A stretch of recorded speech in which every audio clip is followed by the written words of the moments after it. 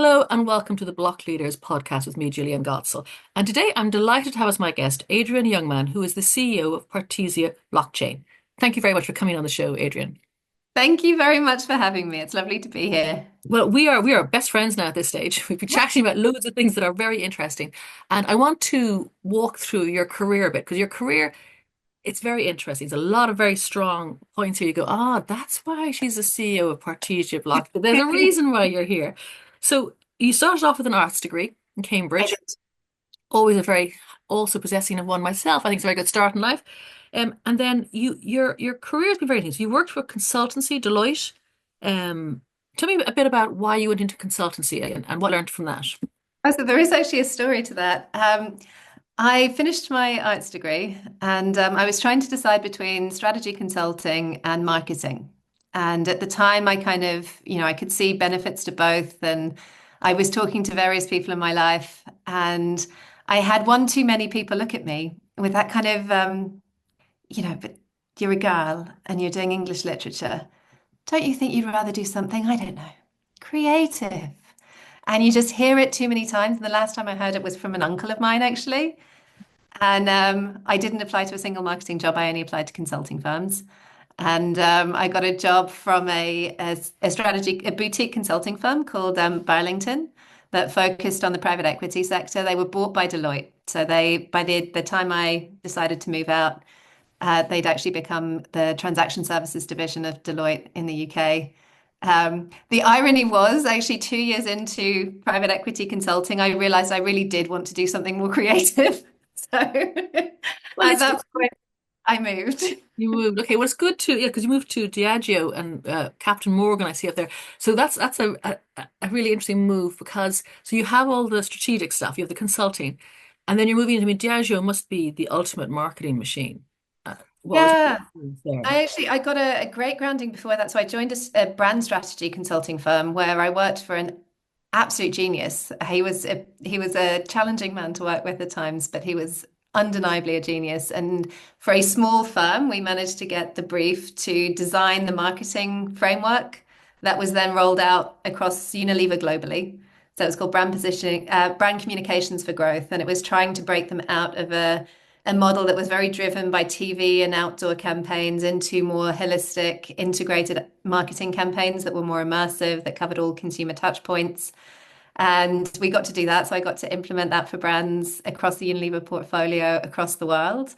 And we did the same thing for Ambev around brand positioning, value-based brand propositions. We worked for Cadbury's, for Prudential, for Molton Brown, a whole. So I got this incredible 2 years masterclass of trying to create knife edge positionings, knife edge messaging that will cut through noise and then execute it consistently across all consumer touch points in order to create a consistent impression.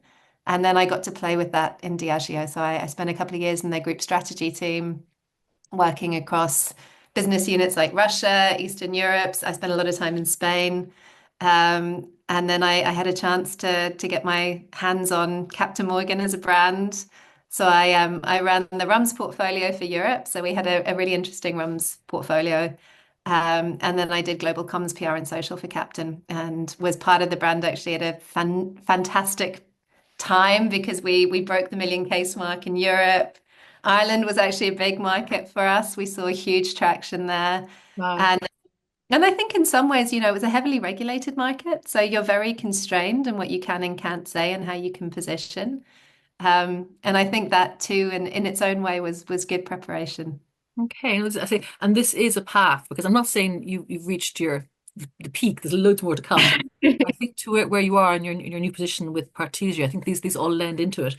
You have two exits, you were saying, so you're involved with a number of startups. So you've gone Yeah. from Diageo to startups. How did that happen, and what did you take away from that? Apart from So lots of money, I hope. that happened with a bottle of wine and a pros and cons list. Just as it was all looking That has ended many a marriage. as it thankfully didn't end mine. It was just at the start of mine. So I just got married, and we kind of figured that we had a window of opportunity to go and be foolish before we had to start being sensible and grown up. And we wanted to see what lay over the horizon. There was this feeling that, we were on this amazing journey where, point A led to point B, led to point C. And there was just this sense that over the horizon, there was another path, there was something else. We traveled a lot when I was a child, and I wanted to see the world. We wanted to kind of veer off, so we did. We moved to Ulaanbaatar in Mongolia and decided the obvious thing to do 3 months into our marriage was to invest our life savings building businesses together in frontier markets, in new industries and new languages. Why Mongolia? I mean, why? What was the attract? How did you get there? How did you find it on the map? So it was my husband. I think it's very important in any marriage to have a strong blame culture. So, it's his fault. I love it. Uh, but he got offered a job actually in Mongolia. He'd been looking at GDP growth rates across different markets, and Mongolia was flying. It felt like a crypto bull run. Hmm. Um, they were sitting on the world's largest unexploited mineral resources on the border of the world's largest customer for mineral resources. It was high quality, low cost of extraction. Like all the fundamentals were spectacular. You had literally Hong Kong investors in fist fights in the pubs in Ulaanbaatar over who was going to put money into a completely speculative project. It was insane. It was very energizing. I loved the sound of the culture and the people, and I thought it would be a fascinating place to live, to get to know, a culture at this kind of key shift. Yes. And we did. We had an amazing time. We started a company. It did well. We grew it. By the time the economy kind of fell, the government picked a fight with China. Oh, Didn't win, and it picked a fight with its biggest mining project with Rio Tinto, and again, that didn't go well. The economy kind of fell off a cliff. But at that point, we had a phenomenal team. We went down to first Malaysia and then Singapore, and we set up another business in Singapore, um, and continued to kind of run Mongolia at arm's length. And then a few years later, we sold the Singaporean business to a global specialist. And then we sold the Mongolian business to a kind of local investor, and an investment company.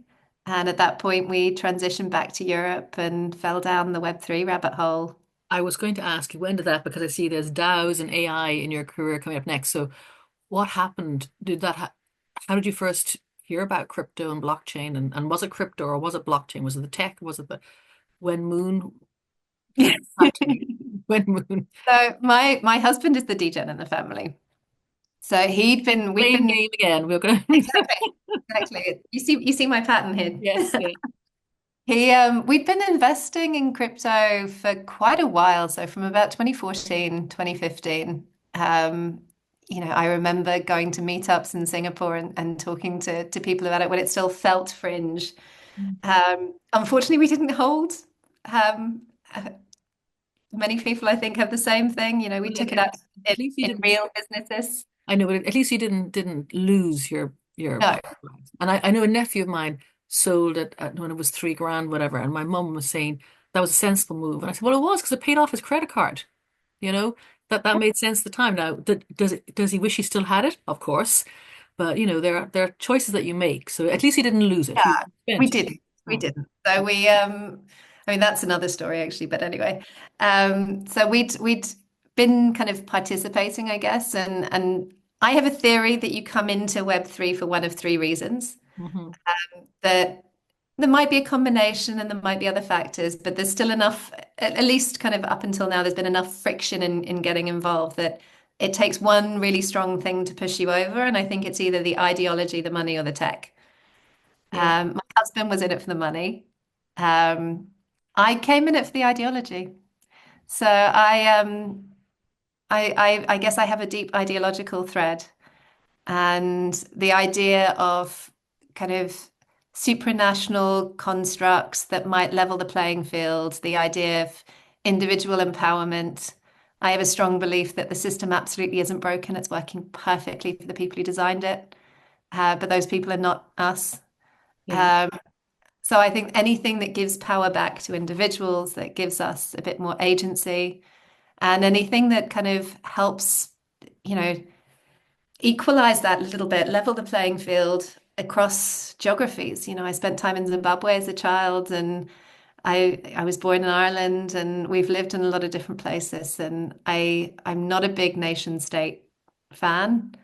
Um, I am I just saw huge potential in Web3 to support that from an ideological standpoint, and I fell into DAOs. I started in Bankless DAO. I saw that. Yeah, tell me about that. Oh, it was wonderful. I mean, Bankless is was fantastic. It was just such a it tended to attract people that were deeply ideological and deeply technical, and Hmm. it put them together. We didn't have as much of the Mooners. Like it wasn't really it didn't it certainly never felt to me like a when Moon kind of culture. So it was a great first home for me, and I made so many friends that I still am connected to, and they're all now off doing different things. Like the Bankless alumni, I feel is a really strong network. Um, and it was yeah, it was great. It was a great first home. Mm. Um, Amazing. and then I went from there into consulting. I started taking on project work.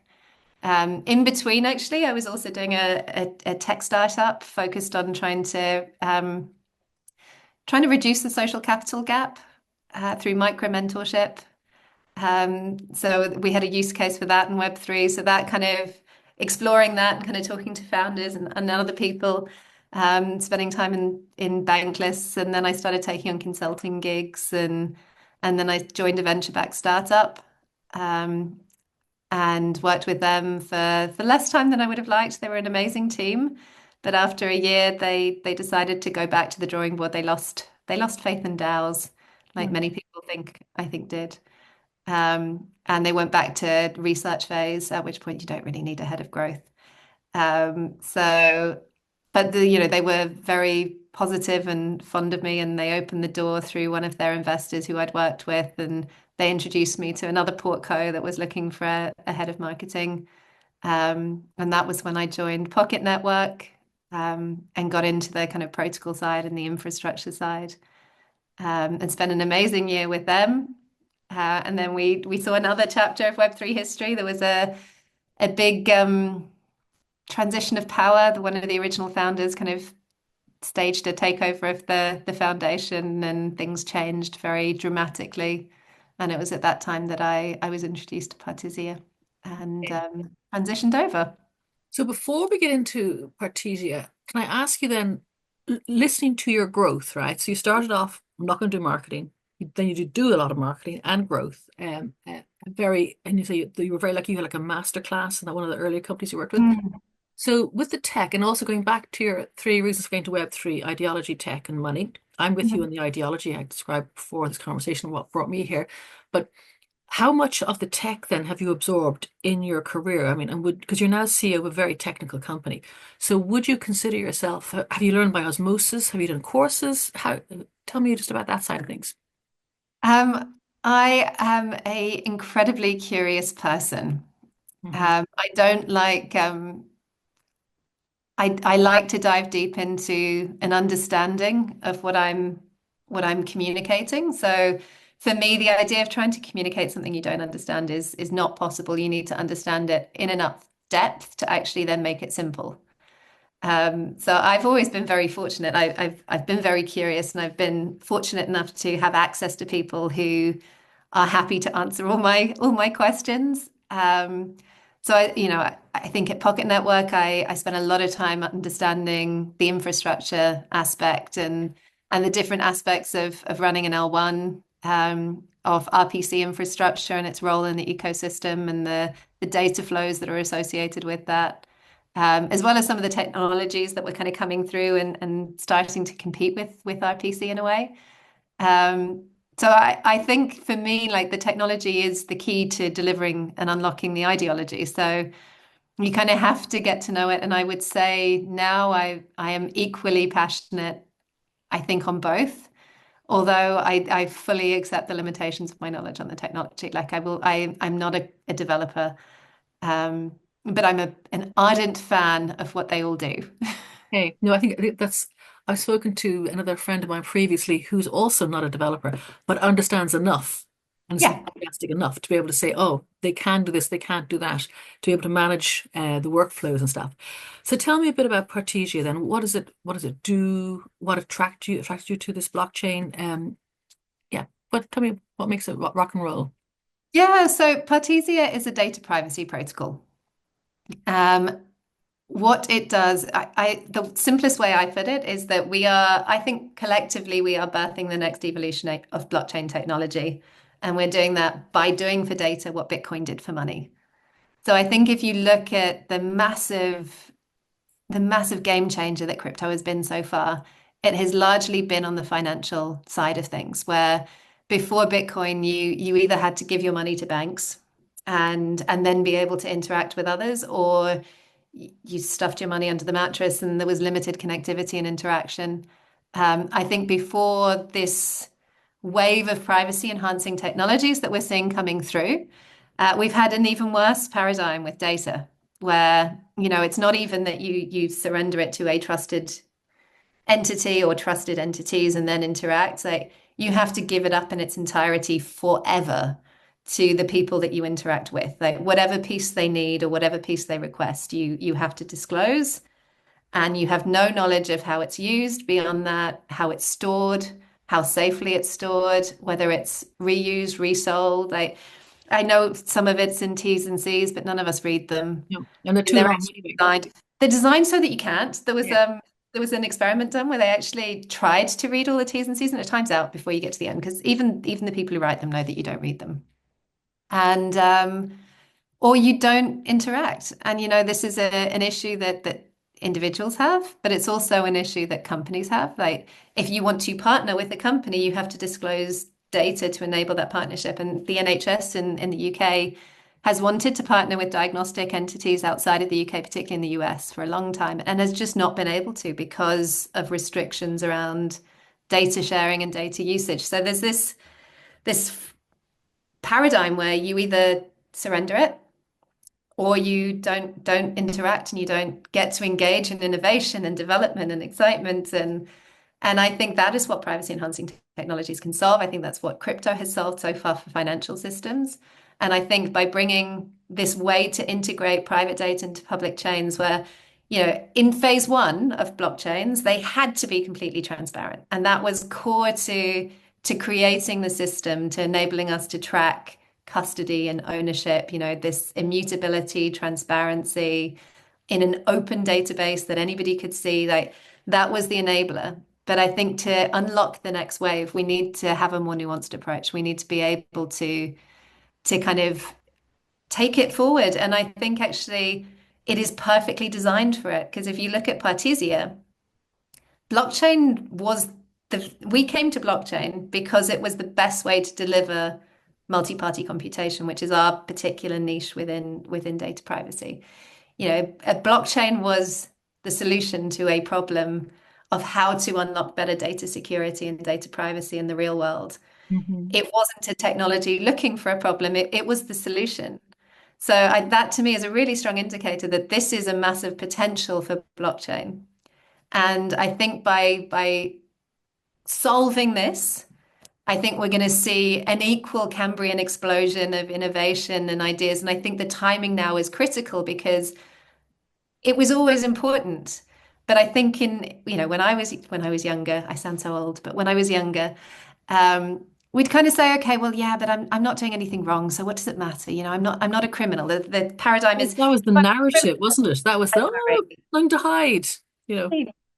But actually, like, as you come into this age of AI, especially when you see AI enabled by something like quantum computing, and this kind of idea that, well, if you've nothing to hide, there's so much data out there anyway. There's nobody that really is able to piece it all together. I mean, it's just you've nothing to worry about. It's all fine. Well, actually, we've got intelligences now coming into play that are a magnitude more capable of organizing and scraping and structuring and targeting and profiling and gatekeeping and then you've got kind of quantum computing coming in that's going to just give them even more superpowers. And actually, I think we need to take action now to make sure that we can retain that power to decide what we reveal and to whom. And actually there are technological solutions now that enable you not just to give up the data forever, but to give use of the data for a specific purpose. And it can only be used for that purpose. And the underlying information itself is not exposed. And if you choose to withdraw that access, you can, because you retain the asset. And on their side, you don't give them what is also a liability, because the average cost of data breaches runs in the millions. The latest number I heard was like 10 million per breach. So, it took down 23andMe. It's led the company into, prospective bankruptcy. So I think that it is the solution to a lot of people's problems, and I think it is vital now more than ever. And I think the technology is ready now more than ever. It's reached a level of commercial viability. So it's a space I'm very passionate about because it ties back into that individual empowerment. And I think, when they approached me about the role, I was very excited. I was delighted. It felt like a lot of things kind of lining up against kind of, my experience, my passion. We have an incredible technical team. One of the founders actually wrote one of the first papers on multi-party computation back in 1988. Oh, He co-invented the Merkle-Damgard hash function, which was, foundational to a secure internet, to modern cryptographic protocols. So we've got this massive depth of technical talent, and then I can work with them to try to turn it into stories that people can understand, to drive awareness and adoption, at a time where I just feel that's so important. I've run out of questions. You have explained perfectly. That is I love that explanation. I love what Bitcoin was to money. Blockchain is to data, and Partisia, obviously in your case in particular. Excellent. Okay, that's very well explained. I loved it. Love your passion. I'm going to come back another time and talk about other things too as well. I love the ideology and the technology, and I say you are very articulate explaining what you're doing. So it's a real pleasure chatting with you today, Adrienne. Thank you so much for your time, and we'll come back and talk about a whole bunch of other things the next time. Thank you very much. Appreciate it.